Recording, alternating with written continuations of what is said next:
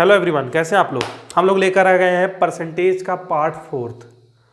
और मैं आप लोगों को बताना चाहूँगा कि वैसे तो हम लोग परसेंटेज के ऊपर अभी भी 2-4 वीडियो और बना सकते हैं, लेकिन परसेंटेज को ख़त्म भी करना है।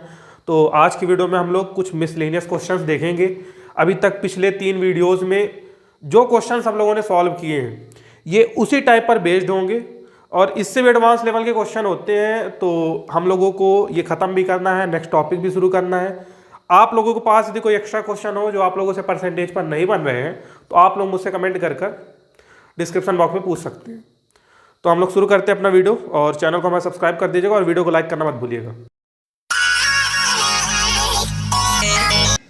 आज हम लोग देखते हैं परसेंटेज पे बेस्ड ऐसे क्वेश्चन जिसमें हम लोगों को चुनाव के उम्मीदवारों के बेस क्वेश्चन दिए रहते हैं। कोई कितने वोटों से हार गया, कोई कितने वोट मतों से जीत गया, और उनका प्रतिशत दिया जाता है। तो सबसे पहले बात समझिए कि जब एक व्यक्ति यदि 500 वोटों से जीत रहा है, इसका मतलब ये है कि कोई दूसरा व्यक्ति भी 500 वोटों से हारेगा। और यदि मान के चलिए कि कुल 2 उम्मीदवार ही चुनाव लड़ रहे हैं, 2 प्रत्याशी चुनाव लड़ने वाले हैं, और एक को X% वोट पड़ गए, तो दूसरे को कितने पड़ेंगे? 100 - X। क्योंकि मैं पहले बता चुका हूं टोटल होता है 100, तो जितने टोटल वोट पड़ेंगे वो 100 है। तो एक को यदि X% पड़ गए तो दूसरे को मिलेगा 100 - X%। तो बस इतना ही सही बेसिक्स है, इसका कुछ नहीं। बाकी क्वेश्चन सॉल्व करेंगे तो समझ में आ जाएगा। तो पहला क्वेश्चन देखते हैं। क्वेश्चन हमारे पास कि 2 व्यक्ति चुनाव लड़ते हैं, उनमें से एक 65% वोट पाकर 300 वोटों से जीतता है। तो बताइए कुल वोटों की संख्या कितनी थी? 2 लोगों ने मान लीजिए चुनाव लड़ा है, ए और बी ने। तो बोल रहा है कि जो चुनाव जीतता है उसको मिले टोटल 65% वोट, और ये जीत रहा है 300 वोटों से। ये 300 वोटों से जीतता है, मतलब इसके और बी के बीच में जो वोटों का अंतर है वो हमारा होगा 300। तो 65% यदि ए पा गया है तो बी हमारा कितना बचेगा? 100 - 65 यानी 35%। तो बी को मिले 35%, ए को मिले 65%, और ए 300 वोटों से जीत गया। तो दोनों के बीच में देखिए वोट डिफरेंस कितना है? 30%। ए 30% ज्यादा वोट पाता है, और यही वो 30% 300 वोट्स है। तो हमको ये पता चल गया कि 30% से जो ए जीत रहा है और इसके मतों की संख्या थी 300, तो 30% की वैल्यू 300 है। हमको पता करना है कि कुल कितने लोगों ने वोट दिया, मतलब 100% की वैल्यू निकालना है। तो आप इसको ऐसे मान सकते हैं कि 30% x का है, सीधे देखिए 30% 300 है, तो 1% यदि निकालेंगे तो हो जाएगा 300/30, और 100% निकालेंगे तो हो जाएगा 300/30 × 100, मतलब ये आ जाएगा 1000। तो हमको ये पता चल गया कि कुल 1000 लोगों ने मत किया, और यही हमारा आंसर होगा। सेकंड क्वेश्चन हमारा आज का है कि एक चुनाव में 3 उम्मीदवारों ने भाग लिया। जीतने वाले उम्मीदवार को 45% मत मिला तथा तीसरे स्थान पर रहने वाले उम्मीदवार को 25% मत मिला। 3 उम्मीदवार है, बोल रहा जिसने जीता मतलब जो फर्स्ट प्लेस पर रहा होगा उसको मिले 45% वोट, और थर्ड प्लेस वाले को मिले हुए 25% वोट। और इसमें बोल रहा है कि यदि दूसरे स्थान पर रहने वाला उम्मीदवार 4500 मतों से चुनाव हारा हो, जो सेकंड नंबर पर रहा है उसने 4500 मतों से वो चुनाव हार गया है। अब समझिएगा टोटल की 100% वोट पड़े होंगे, तो 45 और 25 में निकल गए, मतलब 70% वोट तो चले गए। तो इसको मिले होंगे कितने? 30%। अब ये 4500 मतों से चुनाव हारेगा, लेकिन ये चुनाव हारेगा किससे? फर्स्ट प्लेस वाले से। तो इन दोनों के बीच में जो मत प्रतिशत का अंतर है वो है 15।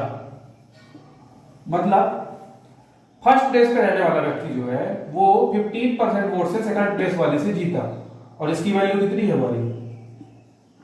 4500। तो क्वेश्चन में बोल रहा है कि कुल कितने मतदाताओं ने मतदान किया, मतलब हमको 100% निकालना है, तो 15% है, तो जब लोग 1% निकालेंगे तो जाएगा 4500/15, और 100 निकालना है तो हो जाएगा 4500 अपॉन 15 इंटू 100। तो ये हमारा आ जाएगा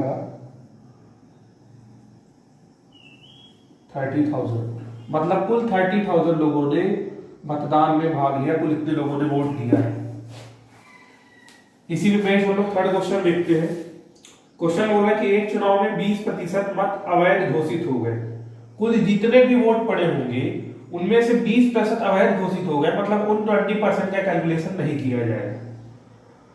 और बोल रहे हैं कि इसमें दो करीम और रावत दो उम्मीदवार थे। रावत वैध मतों का 40% प्राप्त किया। टोटल 100% में से हमारे पास वोट बचे हुए हैं 80%। इस 80% में से बोल रहा है कि रावत ने, दो लोग हैं करीम और रावत,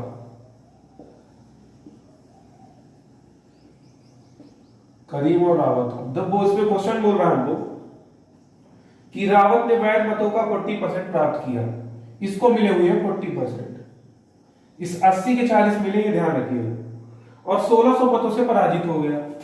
तो 40% इस 80 में से इसको मिले हैं, तो इसको मिलेंगे इसकी 60। और बोल रहा है कि रावत 1600 मतों से हारता है।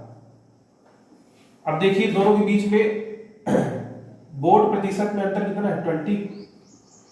मतलब इस 80 के 20% की वैल्यू हमारी है 1016। हम मान लीजिए मानते हैं कि कुल हम लोग को x वोट पड़ेगा, इस x में से इस x के 80% ये वैध मत थी, इसके 20% की हमको वैल्यू मालूम है, ये है 1600। हमें x की वैल्यू निकालनी है, तो 1600 इंटू 100 इंटू 100 अपॉन 80 इंटू 20।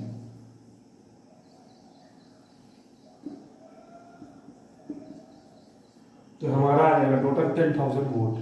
मतलब कुल उम्मीद, मतलब कुल वोटों की संख्या, कुल मतों की संख्या 10,000 थी। 10,000 मतदाताओं ने अपने मतों का प्रयोग किया। ये हमारा।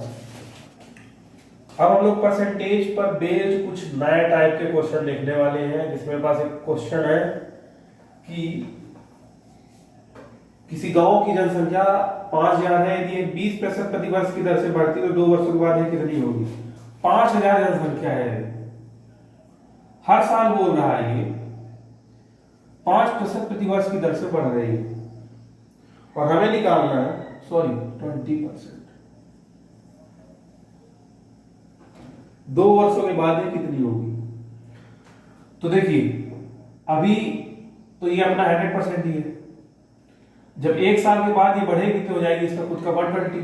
मतलब 1 साल बाद हमारी इसकी जनसंख्या पहुंच जाएगी 120%, मतलब 120/100। अगले साल फिर ये जो नया नंबर मिलने वाला है इसकी 120% होगी, तो हम लोग इसमें अभी निकाले लेते हैं इसका 120%। इसको सॉल्व कर लेंगे तो हमारा आंसर आ जाएगा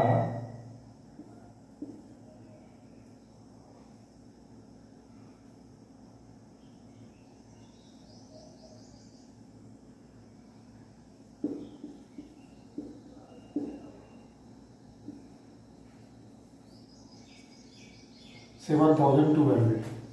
तो 2 सालों के बाद उस गांव की जनसंख्या हो जाएगी 7,200। सेकंड क्वेश्चन हम लोग देखते हैं। क्वेश्चन बोल रहा है कि एक कार्यालय में 72% कर्मचारी चाय पीते हैं और 44% कॉफी पीते हैं। चाय पीने वाले हैं, टी पीने वाले, कॉफी पीने वाले। बोल रहा है कि 72% लोग पी रहे हैं चाय और 44% ये कॉफी पीते हैं। इसी बोल रहा क्वेश्चन में कि 40 कर्मचारी दोनों पीते हैं, तो कार्यालय में कुल कितने कर्मचारी हैं। ऑफिस के बोल रहा है कि 40 कर्मचारी दोनों पीते हैं। अब बात समझिएगा, टोटल कर्मचारी होंगे तो 100% ही, और यदि हम लोग इसका सम निकालेंगे तो आ जाएगा 116%। तो ये जो 16 एक्स्ट्रा आ रहा है, ये वो 16 एक्स्ट्रा होगा जो हम लोगों ने दोनों में जोड़ लिया है। यानी कि ये 16% लोग कॉमन है जो चाय और कॉफी दोनों पीते हैं। तो ये 16% की वैल्यू हमको दी हुई है 40। तो हमको निकालना है कुल कर्मचारियों की संख्या मतलब 100%। तो 1% हो जाएगा हमारा 40/60। तो 100% 40/60 इंटू 100। इसको सॉल्व कर लेंगे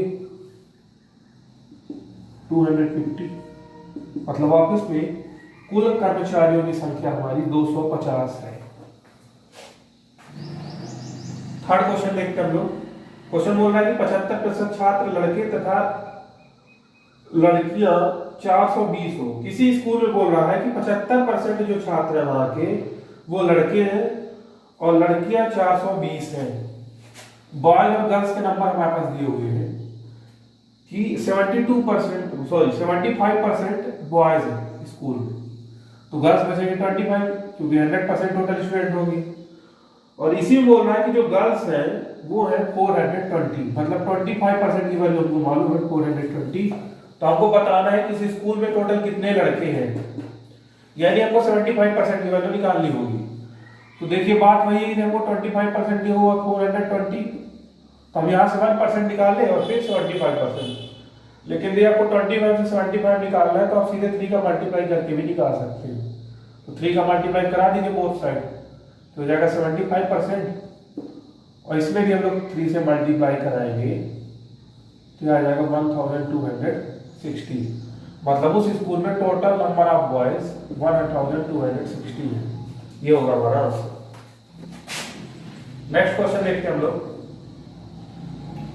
क्वेश्चन बोल रहा है कि एक संख्या कोई छात्र परीक्षा में 240 अंक पाता है और 6% से फेल हो जाता है। एक स्टूडेंट है बोल रहा है, तो ये हमारा फर्स्ट वाला स्टूडेंट जो है ये टोटल मार्क्स पा रहा है 240 और ये फेल हो रहा है 6% से, ये लड़का फेल हो जाता है।